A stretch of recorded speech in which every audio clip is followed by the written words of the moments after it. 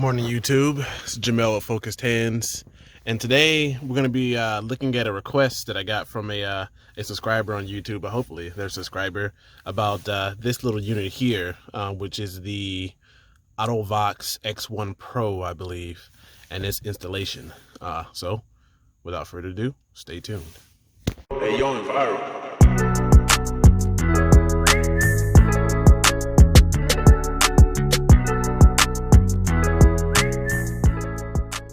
All right, so there is no way to do like an unboxing video for this device.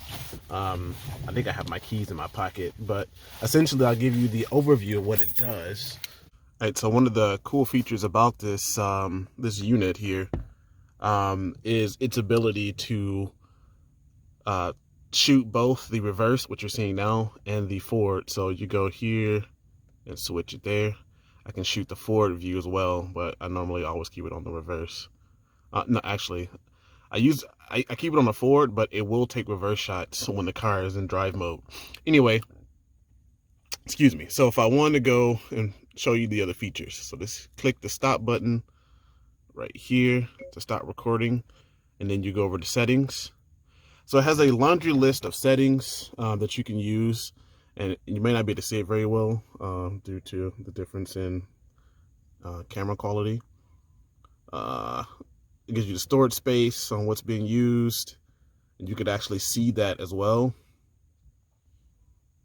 If you go into it, you can see it. Let me go back.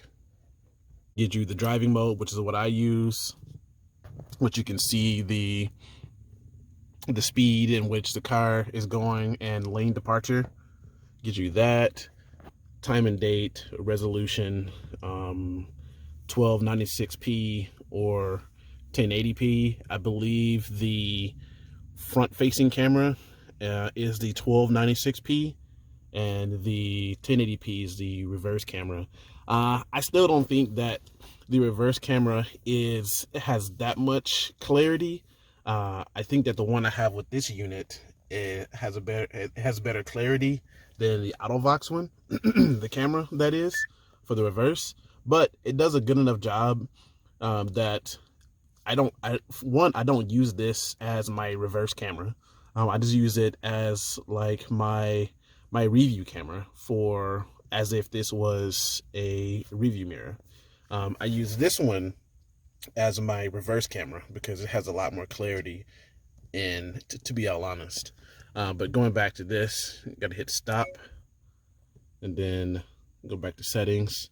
You have a lot more features. Loop recording, I loop for 3 minutes. G sensor, if it senses anything hitting the car in your parking mode, if it senses anything hitting the car, it will turn on and start recording. And just a few other things. Sound recording while in the car. It'll record sound if it's playing in the car. If you're driving, it will record anything that's said in the car and or outside the car if it can pick it up. GPS, all these little cool things that you can check out once you get your unit. But we're going to continue now on to what I did to route this to the rest of the car. So essentially the setup is pretty easy to begin. I took out the old unit and I slid this piece that's back there, that piece right there, I slid that down over the old unit. So for Fords, it's actually pretty easy. You reuse your stock equipment, and then I went up under and tightened. There's a bolt that's down in here. You tighten that bolt up with the supply tool they give you, and you're done here. You then want to wire through the top panel. So with the wires now in here, let me go to view, turn on my flash here. So with the wires up here, what I did was I put this unit, I installed all that stuff I said earlier. I put it on and slide that out of the way. I then took the GPS portion of it. So this is the wires they're going to run. So these are the wires they're going to run around into the back of the car. This is what's going to power the unit here. And the GPS wires are up here and out of the way. You can't see them, but there's a GPS right there. So I just made sure I made a link for that. I made before I placed the GPU or the GPS sensor, I kind of figured out where I wanted it to go, wiped down everything with isopropyl alcohol, and then I placed it. And then I tucked these wires here for the power right here. So should the device have an issue with the with any disconnects, I can get to this quick and without having to go through the hood liner to try to find out where the wires are. And I found that if you put the power cable that connects right here, you run it all the way down out to the side here on the top of the headliner. You want to remove the trim piece for the door and run it all the way down here, and then it's like a little spot in here where you can drop it down. So I can remove and show you. Here's the cable right here. I'm going to drop that down into the hole right here, and I'll show you why that's important. Let me put this back on. Stay tuned. Alright, so busting up my knees, I'm going to go ahead and get out of the car and come down here to this panel. This is your fuse box. You want to give it a squeeze. That allows you to get access to the actual fuses back here. So that yellow, let me zoom in for you and hit the flash here. So that red, yellow, and black wire are the power cables, extenders for the unit. And you want to put those using a meter to test for AC on, AC off, and obviously your ground. Past that, let me put this back. So at that point, that section with the power to the unit ended. Now I routed the cables that are going to go from the head unit to the reverse, to the backlight. I routed that through this part here, through under the carpet, pulled back the carpet, pushed it through this bottom panel piece or door panel piece, routed it that way. And I continually routed it. Let me tuck that in. Continually routed it through here, and even to the back over here.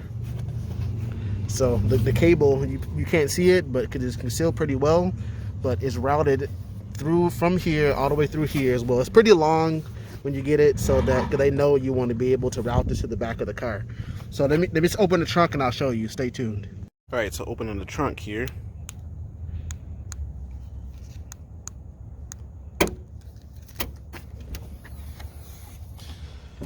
So in the trunk, you let me back it up a little bit. In the trunk, you got to run the wires. So I have, let's see, can I even see the wires? Be pretty deep.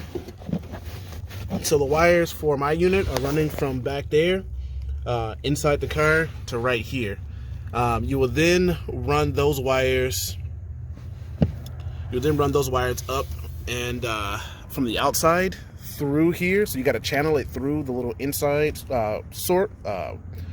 wire harness, up and through this portion. And I snaked it all the way up through here, ran it all the way around until it got to here. And that unit is right here. Let's see if I drop my cover here, you can see. But you essentially just want to route that all the way up through here, and until you get it to the behind here. Let's look in here. You really can't tell. So I'm going to take this off for you so you can see. With this unit now down, you can see where the wires are going to go. So I ran them up from here. So here are the two wires right here, up in here to right here, and up into the trunk where you can now see them on this side. So when you follow that back, you have these wires that are going back through. And that's it. That'll essentially get you the build, and your setup will be just like mine, and possibly even better. If you do it, let me know. I like to see it on your car. And I think it's better. You shouldn't have any problems with it, and you know, to keep people from hitting your car. Anyway, like, comment, subscribe. Stay tuned to more of my content, and I really appreciate all of you. And stay safe out there during this pandemic.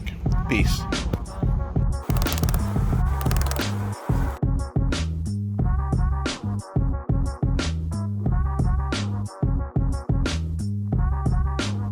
And today we're going to be working on this '93 Chevy Silverado. Stay tuned.